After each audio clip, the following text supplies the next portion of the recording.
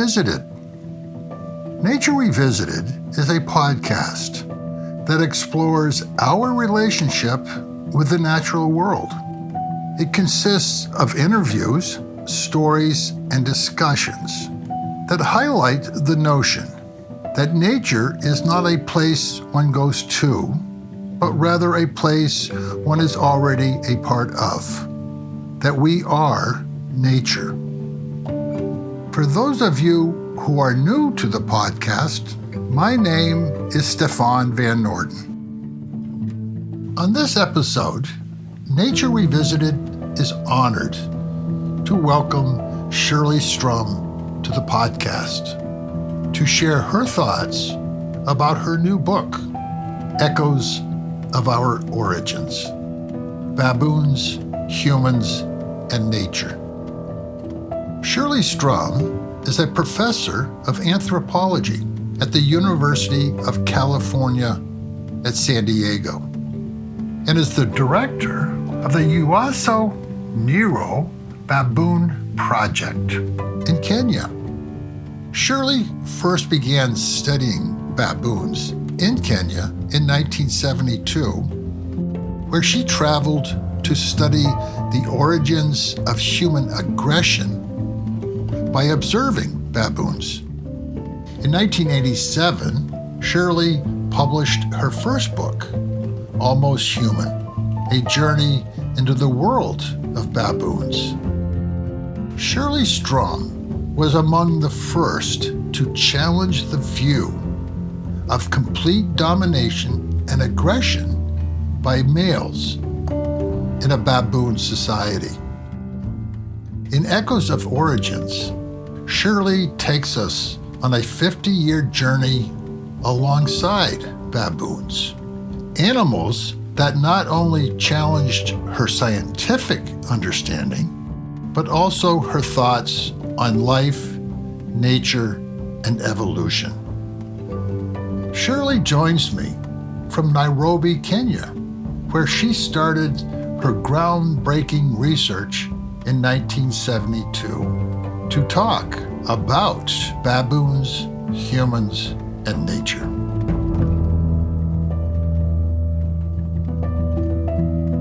So Shirley, welcome to Nature Revisited.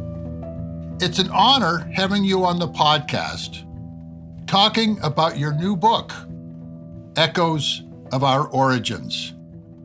I really appreciate your invitation and all the work that you were willing to do in order to have this interview. So let's start with a question from the book. Why baboons? When I started in the early 70s, I actually wanted to do Patis monkeys because at that time, and it's hard for us to believe today, there were very few studies of primates in the wild. And I wanted to study Patis because they live on the savanna and they provided an alternative social organization. But my mentor, Sherwood Washburn, said Patis had been done, and he suggested baboons.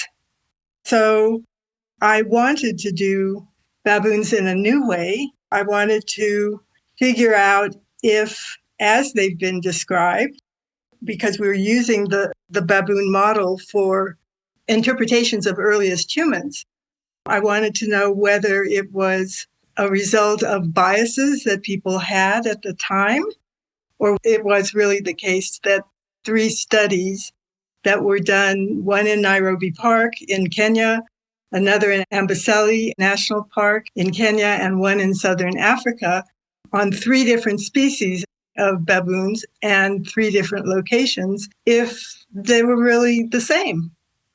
You say in the book that you decided to do 2 things differently when you first started your research.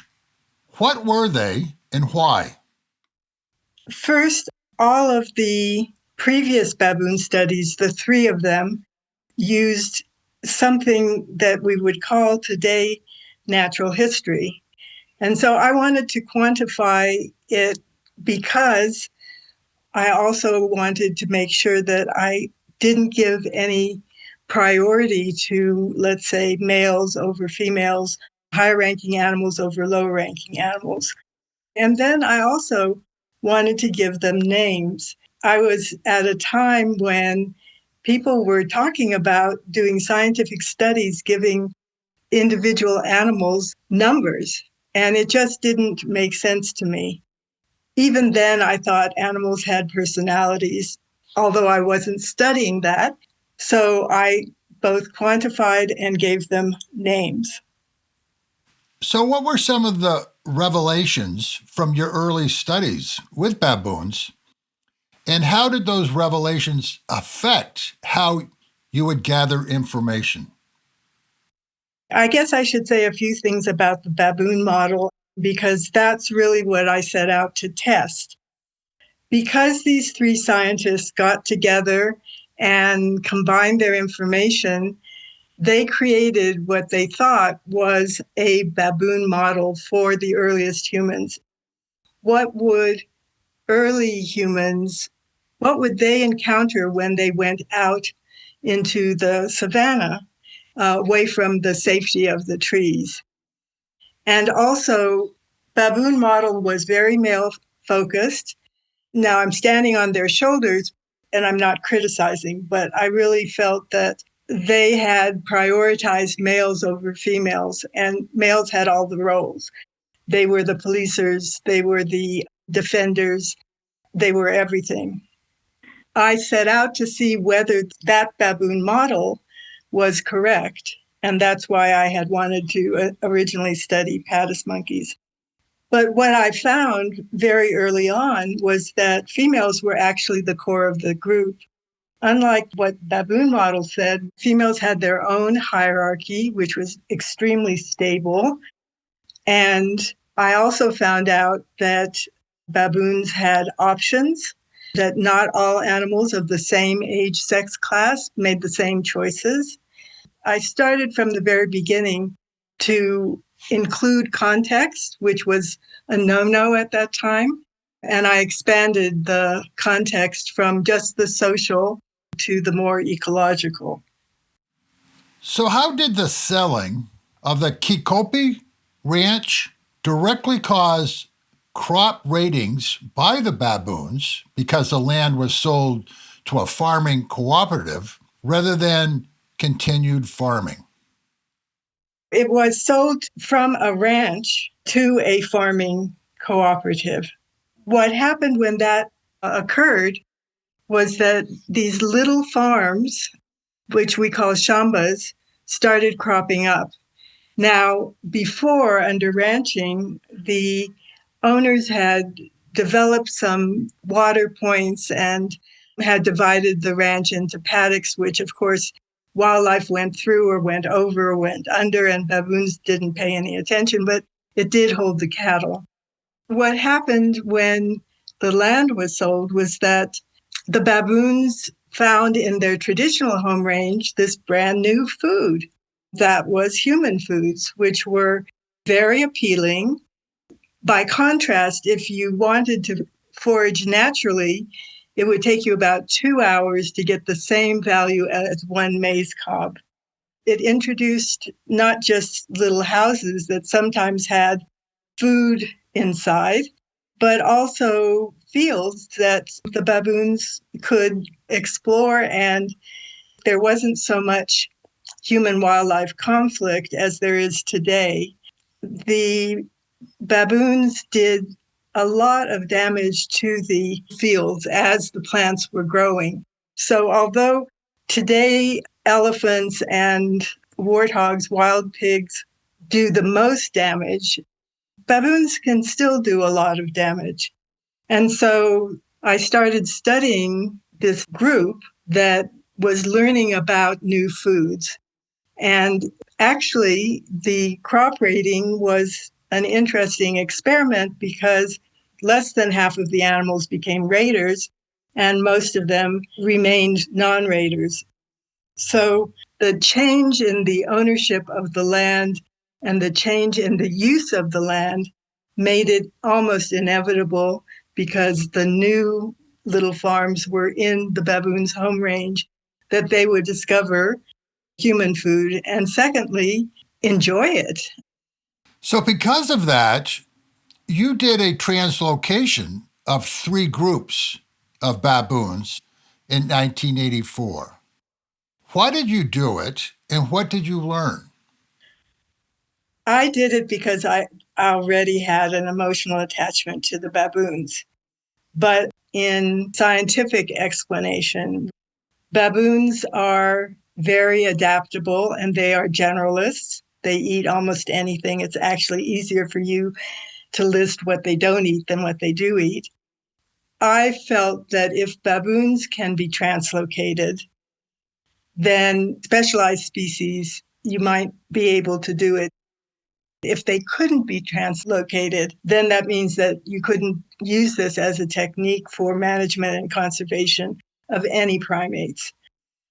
I thought at the time I was getting into the minds of baboons, but in fact, I was getting into my own mind because my argument to myself was, would I rather be free in a strange land with an unknown future or remain where I was about to face certain death? Because farmers were killing them with machetes. A nearby army base was also killing them with guns. So if I left them there, they would almost certainly face an inevitable death. And so what I learned from the translocation was really important. Not only did they survive, and I translocated 3 troops in 1984, and I've been keeping track of 2 of the groups, the raiders and the non-raiders from the Pump House Gang. But what the actual translocation procedure taught me was that the social realm was really important. Moving baboons as a group, they knew what they needed to learn. They didn't have to learn how to do it. They just had to learn new things. And by contrast to some of the reintroduction projects that have happened since, I think that that lesson is really important. I learned how to do it, and there weren't any precedents at that time. I made some guesses about how to capture them and then how to release them, which is based on my understanding of the baboons. So, how did you come to the idea, which challenged others in your field at the time, that the formation of groups was not a given, that a group formation was in fact an outcome of a process? I think we all assume that a group simply exists. But I had to ask myself, because I was seeing all these negotiations between baboons, why were there so many negotiations? And I had the advantage of watching in the human age, the Anthropocene, which has speeded up the process of change remarkably. I didn't have to speculate about what might happen in tens or hundreds of thousands of years. I could actually see it in front of my own eyes. And then I had an invading prickly pear cactus. It is called Opuntia stricta. To begin with, it was only present in one place, but it spread because of baboons, because of elephants, because of cattle, because of people to many, many places. And so it was very unusual that a group would not have to compete for food. So the social group gives you an advantage in competition with other groups for food, in protection against predators, and many other things. Here was a process by which the Pump House Gang was splitting into all these little groups. And I, to begin with, thought that a group was so small it wasn't viable. But the advantage that they had was that they had many sleeping sites that were nearby. So there was no competition over food because there was a lot of this Puntia plant. And they provide a huge amount of sugar, water, and micronutrients. So there wasn't a competition over food. And then they solved the problem of nighttime predation, which is an issue, by sleeping nearby other small groups, their mother group. Because of that, they could hear if there were alarm barks from these other groups, so that they got the advantage of having more ears than you would normally have in a small group. And then the last part is really about the amount of social complexity that baboons have to deal with on an everyday basis. If you're in a big group, it's almost as if you have eyes in the back of your head. In fact, I think they do, because you have to keep track of everything, of how this relationship changes. What does this thing mean? What does this interaction say for the future of that relationship? I think the group reaches a certain size where it's just too much social complexity. These small groups of Pump House Gang solved the problem of feeding competition because of the invasion of the Opuntia plant, and solved the problem of predation by being together with other groups in adjacent sleeping sites. But during the day, they could just say goodbye. I don't need all that social complexity, and forage as a smaller group. So the social complexity was reduced. So, what are baboon mobbings, and what was the significance of the mobbings at Bridle Rocks? To be mobbed by a baboon is a way that they say, don't do that, stop that, and often go away. So it means all those things, but in different contexts. They ended up moving to an area that had a lot of this invasive prickly pear cactus. That particular place was within the core area, a sleeping site of another group. And that group decided to mob them. And yet they kept coming back again and again, day after day, for more than a year, being mobbed. So that really shook me up and made me think about what that meant. And I think that my conclusion was that it actually meant that evolution is much more lenient than we today think about it. There's a very tight link between the actions of any wild animal and evolution. And in a way, it traces all the way back to Descartes, who really believed that animals were machines, and these machines, in evolutionary terms, were perfectly adapted. The option that I rejected was that when the prickly pear cactus spread to their old home range, they don't defend their home range, they defend their core area. So they're not territorial. And so my thinking was, could baboons plan 8 years ahead? And I don't think even humans can do that. So what it meant to me was that evolution had to be reinterpreted. Science versus natural history. How did one lead you to the other? So I was trained as an ethologist in the classical tradition, where you didn't even admit that your creature had a set of emotions, a mind. It was only focused on behavior.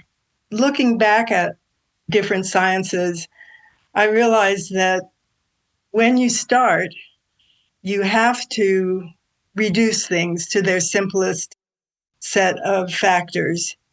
I'd been collecting anecdotes from the very beginning. I call them my qualitative notes. And I felt all along that things were dropping through my fingers, and I really didn't know what to do about it, because at that time, the plural of anecdotes is not data, which I've had said to me so many times. So let me explain the elephant incident and the effect it had on my thinking about baboons. Baboons had just been translocated not very long ago, and where they were, they had no elephants, but now they were encountering elephants. I tried to reconstruct one evening where I had left them at a sleeping site and had passed by a herd of elephants on my way home. The next morning, they were nowhere to be seen, and I could reconstruct what happened by looking at the ground and seeing that the elephants were surrounding the baboons. So I went in search of them. At that time, the only other human outpost was a barrier. I asked them, and they said, yeah, I mean, it was very unusual, but we heard these baboons, and they're over there. And I looked through my binoculars, and sure enough, they had gone about 3 kilometers in the middle of the night. I looked at my quantitative data, and I could show how their home range had shifted after that. So that was good. But if I hadn't recorded the elephant incident, I wouldn't have an explanation for why they had moved. I could come up with all sorts of scientific hypotheses, scientific ideas, but none of them would be right. And that was the time that I realized that these anecdotes, when they're collected the way Darwin collected them, which is systematically and repeatedly, are important pieces of information that allow you to put back together what scientific reductionism has taken away. In other words, the complexity of what's going on. That's how I moved to thinking about my qualitative information being important. If anyone tried to dissuade me, I could use Darwin as my buffer against them because Darwin did exactly the same thing. So, what do you think baboons can tell us about human evolution? I think that looking through baboon glasses at human evolution points out what's so different between us. My position is that if baboons are this smart, this sophisticated, without language, without culture, without symbols, without cooperation, then there's no reason to imagine that early humans were these dumb brutes and humans had to invent and discover everything.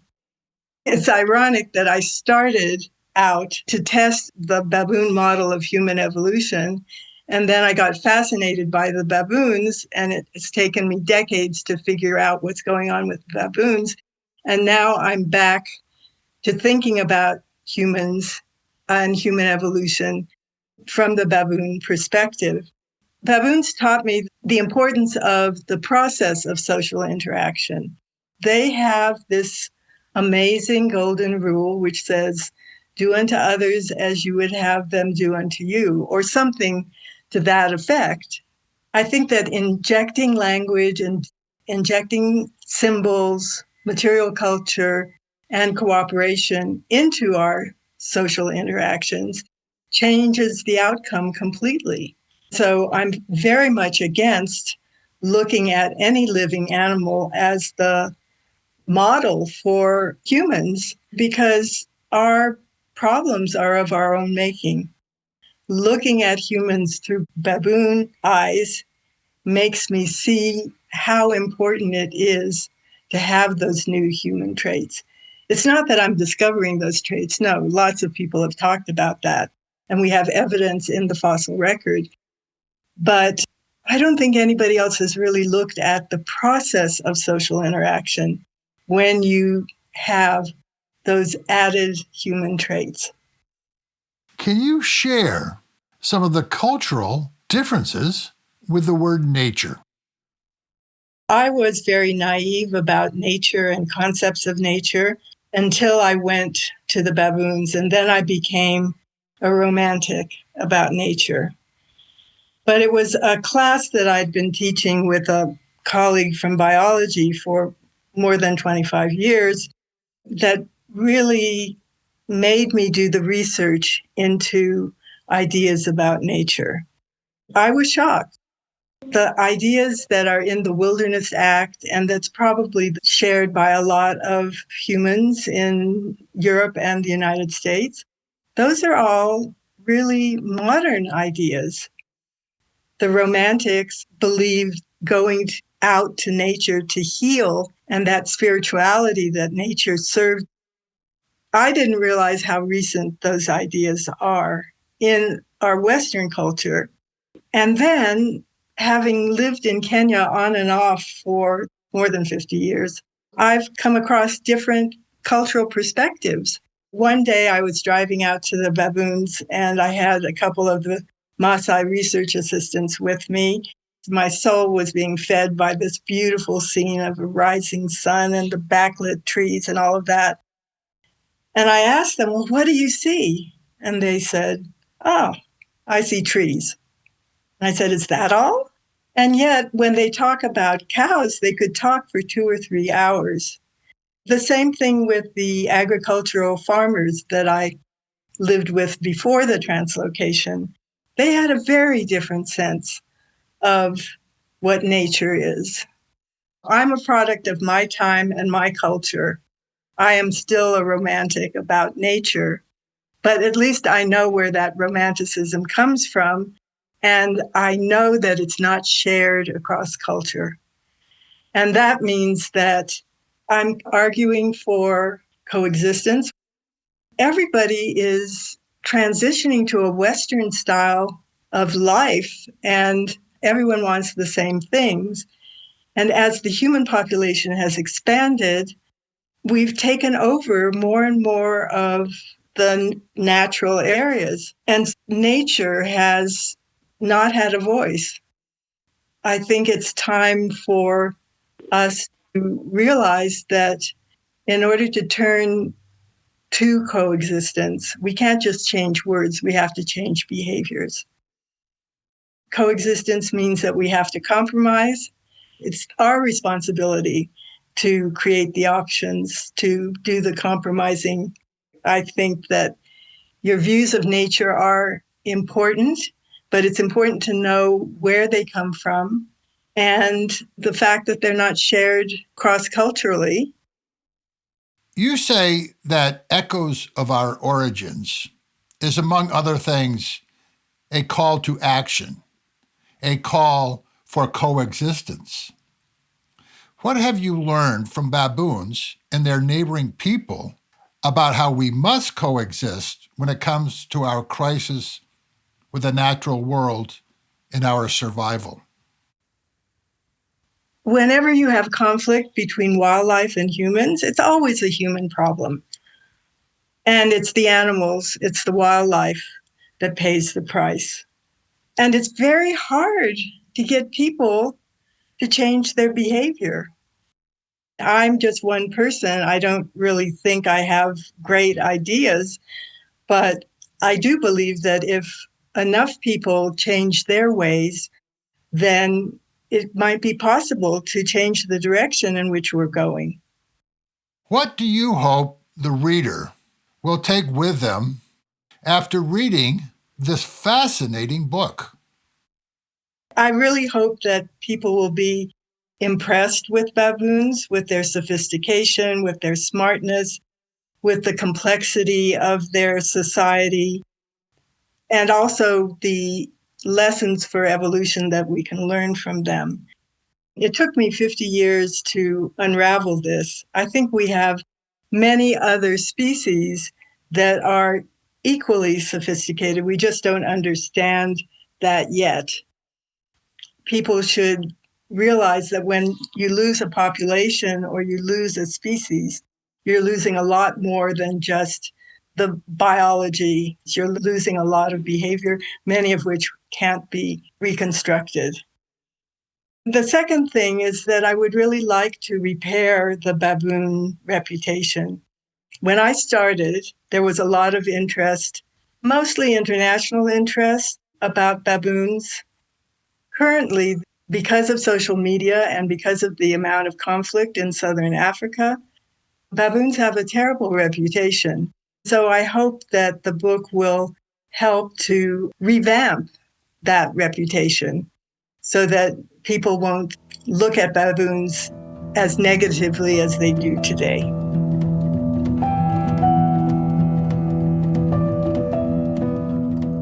Thank you for joining me for this conversation with Shirley Strum.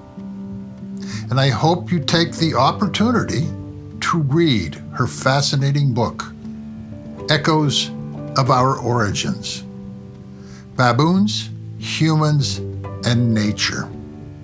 I would also like to thank Emma McGlashan for making this interview possible. Even with technology, Nairobi is a long ways away from New Hampshire. If you enjoyed this episode of Nature Revisited, please share with friends, family, and colleagues. And please rate us on your favorite podcast server. It will help us to reach a larger audience. You can follow Nature Revisited on Facebook, Instagram, YouTube, and on our website, nordenproductions.com. And please share your comments and suggestions for future guests for Nature Revisited on the comment section of this episode on our website. The music for this episode is The Machine in the Garden by Ben Cosgrove from his album, The Trouble with Wilderness. The Nature Revisited team consists of Stefan Van Orden, Charles Gagan, and Scott Chasky. And I hope you will join us for the next edition of Nature Revisited. And in the meantime, remember, we are nature.